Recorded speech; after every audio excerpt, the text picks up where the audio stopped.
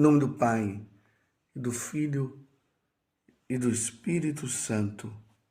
Amém.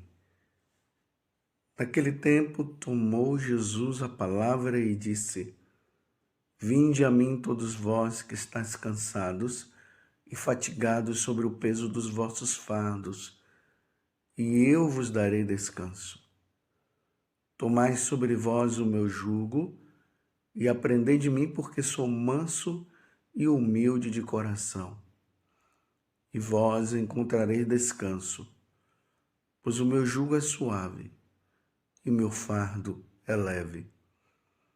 Palavra da salvação. Glória a vós, Senhor.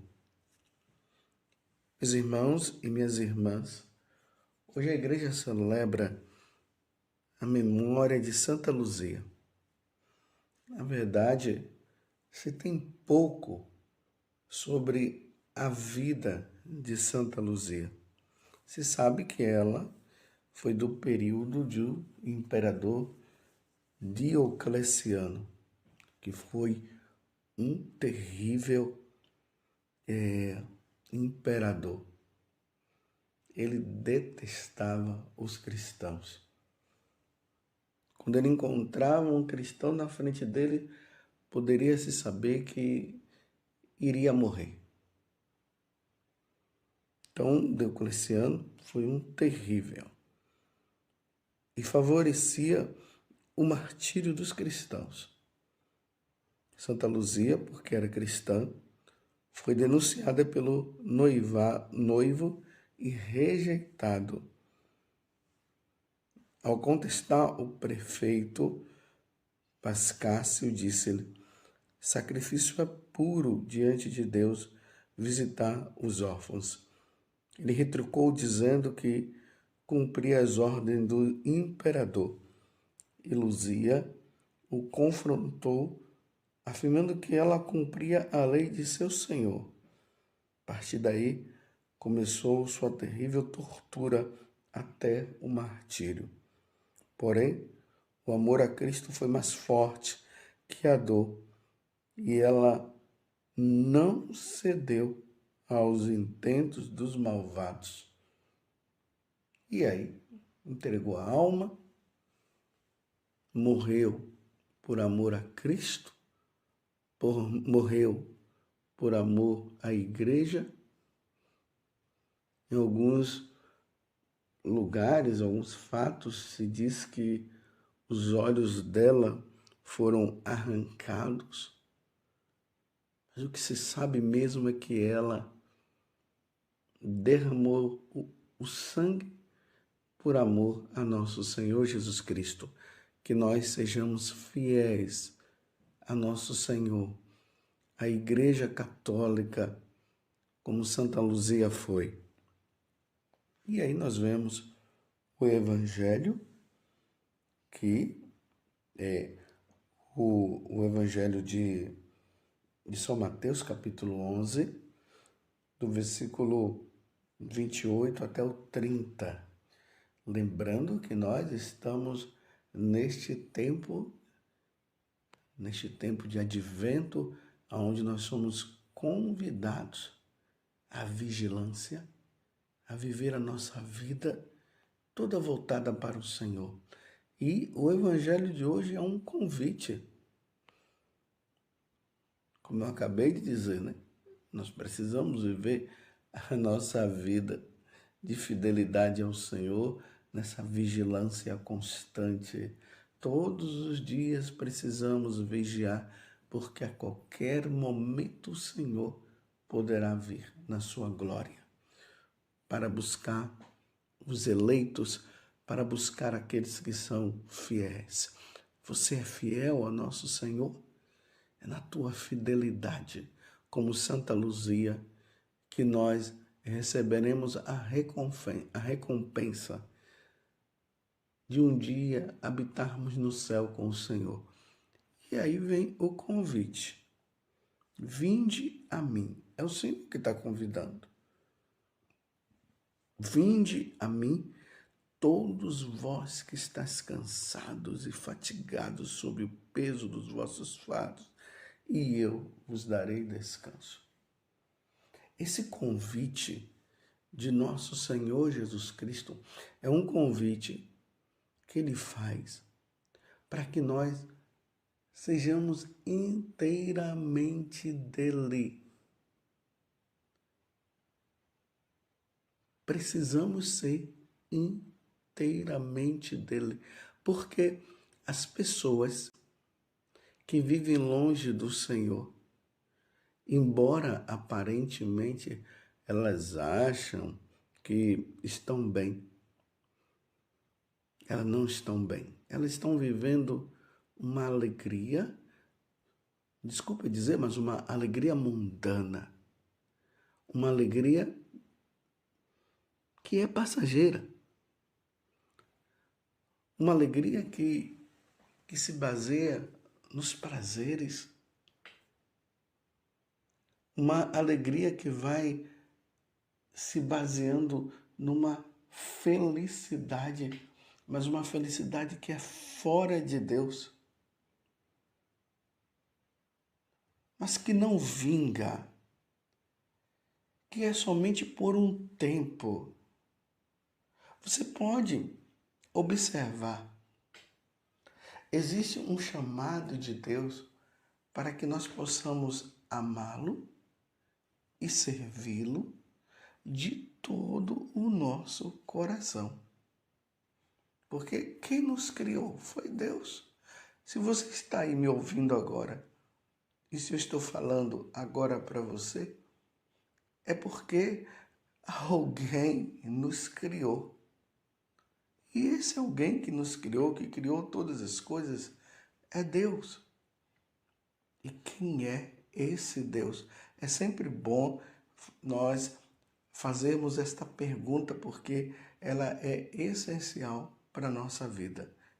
Que Deus? Quem é esse Deus que eu estou servindo? É um Deus da criação da minha cabeça? Foi um Deus criado por algum povo? Mas esse Deus, ele foi visto? Esse Deus teve contato com o seu povo? Ou é apenas um Deus que se oferece sacrifícios e tudo mais, mas que no fundo, ninguém nunca ouviu, ninguém nunca o tocou? E se acredita que fazendo isso ou fazendo aquilo, vai se dar, ou vai se ter alegria, vai se ter felicidade? Então, que Deus? É o Deus do prazer? O Eros, lá dos gregos, dos romanos, o Cupido, quem é? É o Deus do dinheiro? Quem é? Que Deus você segue? De repente, lá em Jerusalém, na cidade, lá em Israel, de modo bem específico na cidade de Nazaré, aonde ele foi criado, mas as profecias diziam que ele iria nascer de uma virgem, que ele ia nascer na cidade de Belém e que ele viria para redimir, para salvar todos os povos, e todos os povos se voltariam totalmente para ele. Ele começa a se manifestar e a mostrar realmente a sua divindade. E como é que ele mostra isso? Aparece um cego e ele cura o cego de nascença, porque quando um cego é de nascença, é impossível que um cego de nascença volte a enxergar. Ele de repente anda sobre as águas. E as águas ali do mar da Galileia, que na verdade é um lago, se submete a ele. As pessoas que estavam possuídas pelo demônio, pessoas entristecidas que eram jogadas no chão, que se cortavam, gritavam, que viviam nos túmulos, andando de lá para cá. Claro, não era que estavam enterrados, né? Andando por cima dos túmulos, nos cemitérios, e ninguém conseguia dominar essas pessoas. Quando Jesus chega, simplesmente com uma palavra, ele diz: afasta-te, vai embora, vai para os porcos, sai deste homem. De repente, a pessoa volta ao estado normal. Os demônios se submetiam a ele, até se ajoelhavam quando ele aparecia. Pessoas que estavam mortas. E aqui eu quero trazer, dentre essas pessoas que morreram, eu quero destacar o capítulo 11 do Evangelho de São João. Lázaro, que já há 4 dias estava enterrado, e Jesus chega diante do túmulo, pedem para remover a pedra, ele grita: Lázaro, saia. E Lázaro sai, enrolado naquelas faixas, mas ele sai.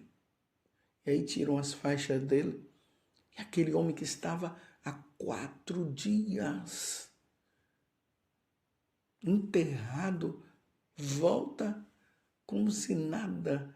Ele sai do túmulo como se nada tivesse acontecido com ele. Estou entendendo? Nenhum Deus de nenhum dos povos você pode estudar aí as histórias, né, das religiões, e você vai encontrar que nenhum Deus se manifestou dessa forma, esteve caminhando diante das pessoas. São deuses, na verdade, da criação, que foram criados pelo Deus Criador, como os elementos da natureza, a terra, a água, o fogo e o ar. Então ofereciam sacrifícios, mas quem já viu a água andando, fazendo alguma coisa, a água falando, fazendo recomendações? Não, ninguém viu. Mas o Deus de Abraão, o Deus de Isaac e o Deus de Jacó, que aparece na pessoa de nosso Senhor Jesus Cristo, que veio do céu. Tudo se submete a Ele. E o maior milagre cometido por Ele, feito por Ele, foi justamente aquele da sua morte, que Ele já havia falado para os discípulos que o acompanhavam. Ele dizia: o Filho do Homem será morto. Ele vai ser preso, vai ser morto, mas ao terceiro dia ele ressuscitará. E realmente aconteceu tudo como ele havia falado. Ele foi preso injustamente, foi julgado injustamente, e através do julgamento condenaram-o injustamente. E ele foi morto, e realmente ao terceiro dia ele ressuscitou. Até os discípulos que tinham ouvido falar dele, isso, ficaram assim, sem saber o que fazer quando se encontraram com Jesus, e Jesus vivo. Eles viram Jesus vivo, eles tocaram e eles viram que realmente Jesus estava vivo. Teve um dos discípulos, Tomé, que acabou desconfiando porque ele havia chegado justamente no momento que Jesus já tinha ido após a aparição aos apóstolos, ele disse: eu só vou acreditar se eu ver, se eu tocar com as minhas próprias mãos. 8 dias depois, Jesus aparece e disse: pode tocar em mim, Tomé. Toque e veja, toque nas minhas chagas. Tomé caiu de joelhos, dizendo: meu Senhor e meu Deus. Vocês estão entendendo agora quem é o meu Senhor, o nosso Senhor? E Deus é esse. E ele revelou que esse Deus, que é um só, mas em 3 pessoas. Um Deus em 3 pessoas: o Pai, o Filho, ele, e o Espírito Santo. É esse Deus que se revelou desta forma e que hoje se torna presente na sua igreja, que é a Igreja Católica, e se está presente na Eucaristia, porque ele disse que ali na última ceia, antes dele morrer, ele instituiu o sacramento do sacerdócio e o sacramento da Eucaristia. Ele instituiu esses 2 sacramentos, dizendo que ele estaria presente ali na Eucaristia, e realmente nós da Igreja Católica cremos nisso. Então, nós cremos nesse Deus que veio do céu, que se encarnou no meio de nós. Ele deu a vida nos redimindo e disse que estaria conosco todos os dias até o fim dos tempos, ou seja, até o dia do seu retorno, porque ele prometeu que ele viria uma segunda vez para recolher e levar para o céu aqueles que fossem fiéis a ele. Ele está presente na Eucaristia, quando o sacerdote impõe as mãos sobre a oferta do pão e do vinho, pronunciando as palavras que ele disse que o sacerdote deveria pronunciar. E o sacerdote vai lá e diz: isto é meu corpo, isto é meu sangue. Ele está presente ali. E nós, católicos, cremos e nós adoramos ele. E para aqueles que dizem que é tudo uma história, que é a história de carochinha, em muitas situações, pessoas tiveram experiência. Um sacerdote que infelizmente estava sendo levado pela tentação de não acreditar na transubstanciação, ou seja, daquele momento em que o sacerdote impõe as mãos, pronuncia a palavra: isto é meu corpo, isto é meu sangue, e há uma transubstanciação. A substância daquele pão e daquele vinho, ela se transubstancia, ou seja, vai além daquilo que nós podemos enxergar. E ali já não é mais pão, é o corpo do Senhor, já não é mais vinho, já não é mais sangue, ou já não é mais vinho, porque agora é o sangue do Senhor. Então, voltando para esclarecer melhor, porque eu dei uma arranhada aqui, aquele pão já não é mais pão, é o corpo do Senhor, e o vinho já não é mais vinho, é o sangue do Senhor. E aquele sacerdote que estava passando por uma tentação de não crer, e de repente, na hora que ele estava na consagração, aqui da hóstia começou a sair o sangue mesmo. O sangue mesmo no sentido assim de que quando nós vemos com os nossos olhos, nós continuamos vendo a ver o vinho, continuamos a ver o pão, mas já não é mais pão, é o corpo do Senhor. Vemos o vinho, mas já não é mais vinho, é o sangue do Senhor. Mas nós cremos nas palavras de nosso Senhor Jesus Cristo. Então aquele sacerdote viu milagrosamente o sangue escorrendo E aí ele pronunciou a palavra Corpus Christi, ou seja, corpo de Deus, é o corpo de Deus. Levou para o bispo viu aquilo também, Corpus Christi, aí deu-se início a essa procissão do corpo de Deus para que os cristãos pudessem afervorar a sua fé na presença de nosso Senhor Jesus Cristo e para que os pagãos pudessem crer. É esse Deus, meus irmãos, que nesse tempo do advento nós estamos aguardando para celebrar os 2024 anos da sua vinda à Terra e ao mesmo tempo que nós esperamos o retorno dele, é esse Deus que está dizendo agora para nós no Evangelho de hoje: vinde a mim, todos vós que estáis cansados e fatigados sobre o peso dos vossos fardos, e eu vos darei descanso.